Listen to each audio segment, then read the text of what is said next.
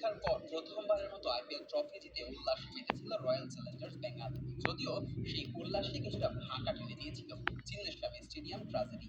2 বছর পেরিয়ে আবারও যখন নতুন মৌসুমের তোড়জোড় শুরু হচ্ছে, তখনই এলো অপ্রত্যাশিত আরেক খবর। দলটি বিক্রির সিদ্ধান্ত নিয়েছে এর মালিকানা সংস্থা ডিআজিও। অর্থাৎ দেড় যুগের আইপিএলে প্রথমবারের মতো চ্যাম্পিয়ন হওয়া দল পেতে যাচ্ছে নতুন মালিকানা। বুধবার সন্ধ্যায় বোম্বে স্টক এক্সচেঞ্জ ও ন্যাশনাল স্টক এক্সচেঞ্জে পাঠানো এক বিজ্ঞপ্তিতে যুক্তরাজ্য ভিত্তিক এই কোম্পানি জানায়, তারা তাদের সম্পূর্ণ মালিকানাধীন সহযোগী প্রতিষ্ঠান রয়্যাল চ্যালেঞ্জার্স স্পোর্টস প্রাইভেট লিমিটেডের বিনিয়োগ নিয়ে একটি কৌশলগত পর্যালোচনা শুরু করেছে। আর এই প্রতিষ্ঠানই আইপিএল ও উইমেন্স প্রিমিয়ার লিগে বা ডাব্লিউপিএল এ অংশ নেওয়া পুরুষ ও নারী দুই দলেরই মালিক। ডিআরজিও জানিয়েছে, এই বিক্রয় প্রক্রিয়া 2026 সালের 31 মার্চের মধ্যে সম্পন্ন করার লক্ষ্য নির্ধারণ করা হয়েছে।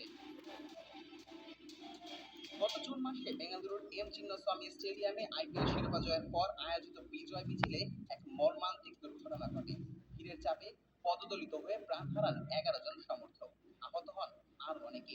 সেই ঘটনার পর থেকেই গুঞ্জন ছড়ায় ডিআজিও হয়তো আরসিবি বিক্রির প্রস্তুতি নিচ্ছে। অনেকেই মনে করছেন, ওই দুর্ঘটনা ও তার পরবর্তী আইনি জটিলতাই শেষ পর্যন্ত এই সিদ্ধান্তের পেছনে বড় ভূমিকা রেখেছে। ইউনাইটেড স্পিরিটস লিমিটেডের ব্যবস্থাপনা পরিচালক ও প্রধান নির্বাহী কর্মকর্তা প্রবীণ সোমেশ্বর এক বিবৃতিতে বলেন, আরসিবি আমাদের জন্য একটি মূল্যবান ও কৌশলগত সম্পদ হলেও এটি আমাদের মূল ব্যবসার অংশ নয়। আমরা আমাদের অ্যালকোহল ও বেভারেজ ব্যবসার উপরই ভবিষ্যতে